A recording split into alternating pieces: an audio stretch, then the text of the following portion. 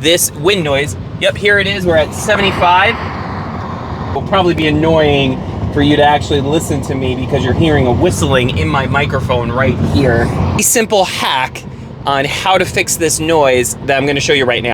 So a mechanic showed me this product right over here and edges of where you hear the whistling coming. Let's put it on and I'll use my microphone and see if it works.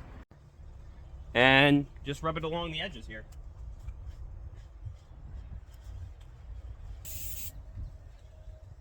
So we're about 60 miles an hour. I really want to see if this is actually working. I listened to the last video and did hear a massive shh in there. So I'm only hearing a little bit of a whistle right now, but here you go.